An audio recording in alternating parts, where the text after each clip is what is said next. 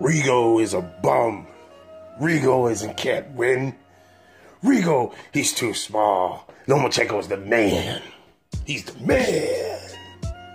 Lomochenko's got lightning quick hands. Look at his feet. He throws 18 punch combinations like Goku. Yeah, Lomochenko, best amateur career ever. But before Lomochenko, everybody was saying amateurs don't count. But fuck that. With Lomochenko, the amateur career does count. He the man.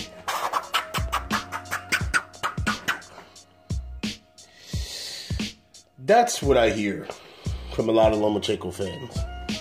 And it's unfortunate because they're really not understanding why it is Lomochenko, definitely with all his skill and his talent, he's going to run into an issue when he fights Guillermo Rigondeaux. I don't think people pay attention to what Rigondeaux does in the ring. I can tell. I was on in the comment section watching the brothers from the LDBC. They were talking about how, you know, that Rigo is really getting fucked by boxing, the boxing institution as a whole. And I happen to wholeheartedly agree. And nobody has had to jump to the hoops that Rigondeaux has had to do. And I think it's completely disrespectful to his craft and his ability to fight and his discipline to this boxing game. You know, you'll have people who'll sit there on the left and who will say, well, Rigo isn't crowd-pleasing, which is completely opinion-based. Completely opinion-based. So who are you to say that Rigondeaux is not deserving of pound-for-pound status, or he's not deserving of respect because your opinion is that his style is boring? Perhaps it's because you can't process what he's actually doing in the ring. What Guillermo Rigondeaux does in the ring is masterclass beauty, okay? I cannot stress it enough, and I'm going to continue to stress it. And what Lomochenko does, it's flash, and it's ooh, and it's ah. But honest to God, if he's in the ring with a guy like Rigondeaux, this plays right into Rigondeaux's hands. And I keep trying to tell people that, yeah, you might love the fact that everything is in Lomochenko's favor. The weight, right? The fact that it's Bob Arum and Lomochenko basically against Rigondeaux. But that's all not gonna matter, because the way I've seen the fight play out is much like I told everybody when Andre Ward first fought Kovalev the first time. I saw it, all right? And a lot of people still to this day say, well, Kovalev won that fight. And I don't know what you guys were looking at, because to me, I felt the fight was close and it could have gone either way. But the way that Ward finished off the fight showed you that's why Ward won that fight. And how did he do it? Exactly the way I told you he was going to do it. He was going to make adjustments. He was going to go on the inside, and he was going to beat up Kovalev. He did it. And then the second fight was just a continuation of the first fight, and we all saw what happened there. All right, so I'm going to keep stressing this. I got no problem if you root for Lomochenko. I got no problem if you think that Lomochenko will beat him. But do not put your eggs in this basket. I'm telling you, this is different.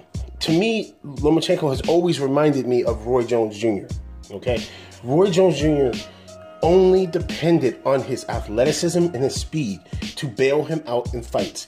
We saw as he got bigger and he started fighting tougher competition, that stuff diminished, all right? Now, a lot of people will sit there and say, well, Roy, it was because he went up, you know, in weight, and then when he dropped back down, that killed him. Absolutely. But the fact is that when Roy was fighting and he was dominating dudes, you can look at Roy Jones Jr.'s record, and there were questionable fighters on his record and his resume.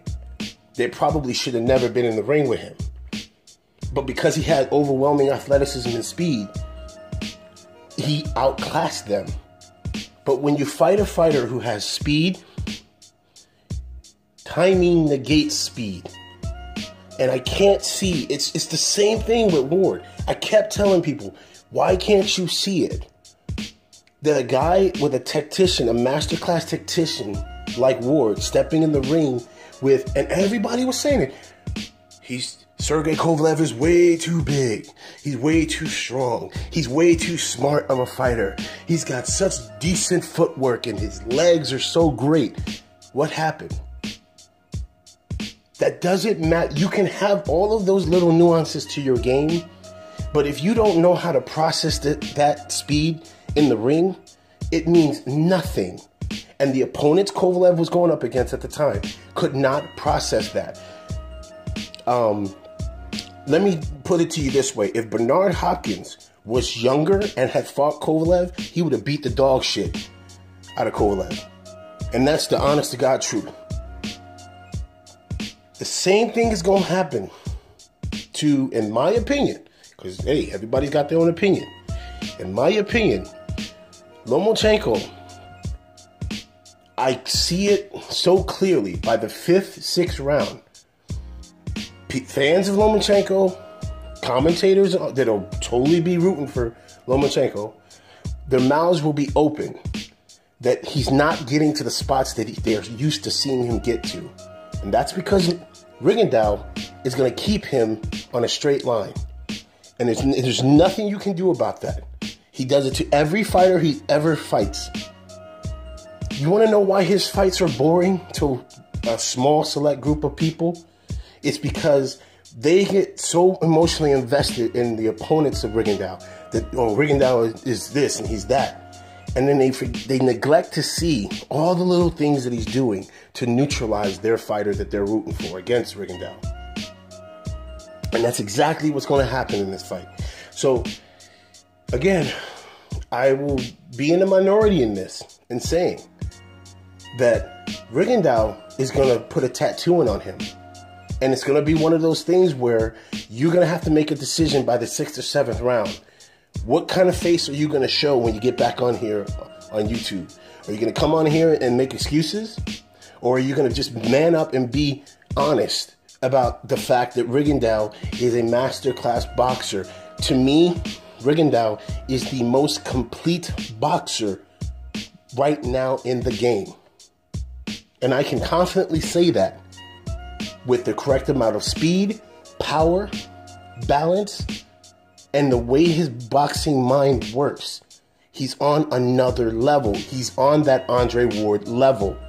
Whatever you do great, he takes it away. And that is exactly why fighters like Ward, fighters like Rigondeaux, there doesn't matter if they fight bigger guys. In actuality, in reality, because of their boxing mind, the bigger opponent is at a disadvantage. I have yet to see Lomochenko have to make adjustments. Yet, he fights the same way that he fights in the first round, all the way to the end of the fight. And that will be his downfall. Let me know what you guys think in the comment section below. Like, comment, and subscribe. Don't forget to hit the notification bell so you can be notified when I upload new content. Peace.